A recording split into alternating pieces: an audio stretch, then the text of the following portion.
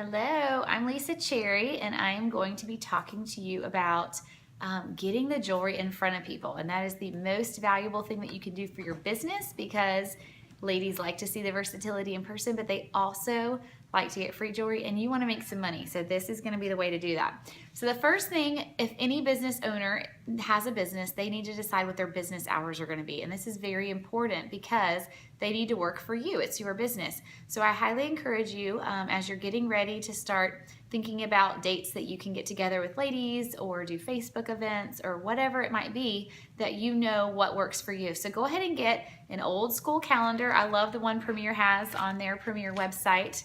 You can use your essential rewards or your office supply awards, whatever you get when you first start. You can use that for it, or you can get one from the dollar store. No big deal, but just some kind of calendar that you can keep track of, because ladies are visual, and you'll see when you're with people, it's easier to look at your calendar that way and pencil in dates. So make sure that you know your husband's schedule, your kid's softball schedule, t-ball, any of those kind of things, that you're not booking events on those nights. Also know when we meet as a Premier team. If you're going to a local team training, which I highly encourage you do, they're pretty much all over the country. So if you're not in our area, we can find you one. But make sure you put that on your calendar as well, and don't book any other outside events on that night. They're usually only once a month, but they are so rewarding and valuable for your business, way more than if you actually held a jewelry show that night, I promise. I know that sounds strange. So make sure you know what days of the week you want to work also. So once you've decided what your family schedule is, when our Premier trainings are, which by the way, the Premier training list, there's a document that can be found on this website, so you can have them all for the year and go ahead and put those in your calendar. You want to decide how many days a week that you want to work, and what days of the week you want to work. So maybe you want to work maybe 3 to 5 days out of the month, and you know that Tuesdays and Thursdays are best for you. So then that's how you're going to set up your calendar. You may decide that you can only do weekends, and that's fine, or that you can only do one day of the month. It doesn't matter, but what you need to do is realize what works for you so that you don't burn yourself out trying to accommodate everyone else. And I'll tell you, for doing this for 8 years, ladies don't have a problem picking a date that's on my calendar. I very rarely have them say, oh, well, you have nothing that works for me. When they want the product and they like it and they like you, they're going to want to help you, and they're going to accommodate your times. Just like if you showed up at a department store.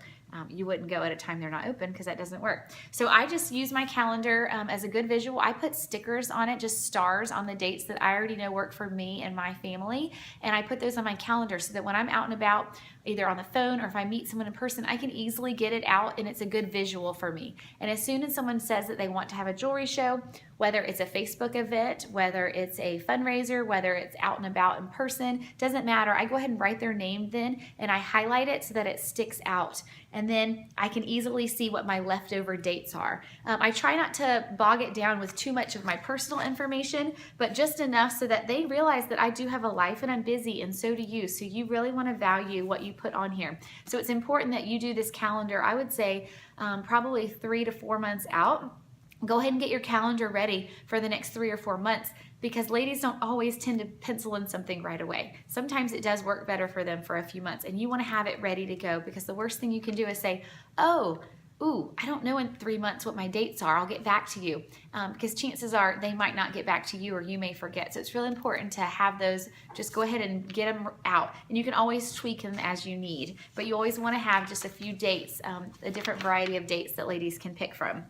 All right, so now that you know what you want your visual calendar to look like, you need to be constantly thinking of people that you can ask to get the jewelry in front of. Now, this is going to require you to keep up with that Frank sheet that we've talked about, and you can reference that in a Zoom call. But the Frank sheet is going to be really helpful because it keeps you constantly thinking of new people, friends, relatives, acquaintances, neighbors, kid connections. So you want to keep a running list of people that you would like to invite to events, because they can't always make it, but you can keep them on that list for future things. And so as you go through this business, 8 years later, I'm still adding people to my list of contacts.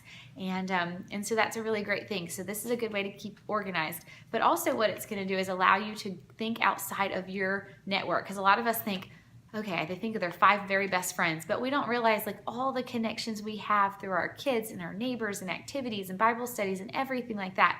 So the great thing is that once you make this connection and you have a running list, you're also going to narrow it down. You're going to divide it by Who are people that could meet in person with me and come to an actual jewelry show or have a jewelry show? Who are people that live far away that could do a Facebook event? Who are ladies that need some extra income that I could share the business with? Who are ladies that really have a need in their life and I could do a fundraiser for? So there's so many different avenues for getting a jewelry show. Basically, there's e-commerce now. There are so many ways that you can reach out to your different contacts and you can schedule jewelry events and you can make money and you can get this business going. Just got to be organized about it.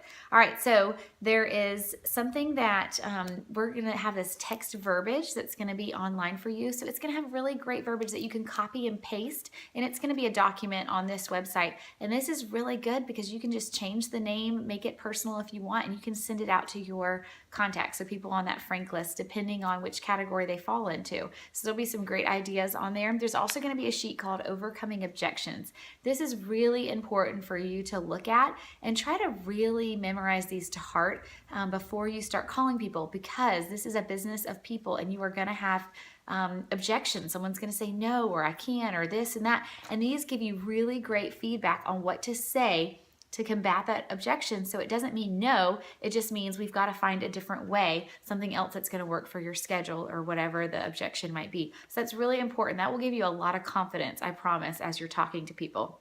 All right, so your goal for your Getting Jewelry events, you should be trying to get 4 shows in your first 2 weeks of business. And this is really what drives your business, and you'll meet new contacts. So 4 jewelry events on your calendar. Try to do 2 in your first week of business and 2 in the next week of business. That will get you some really good momentum, and it'll get your confidence up with sharing the jewelry and being in front of people because you're doing it more often. It will also get you a good probably 2/3 of the way towards your quick start, which is another goal that you really want to hit. And so just doing this right from the beginning is going to be your best bet to get you off to success.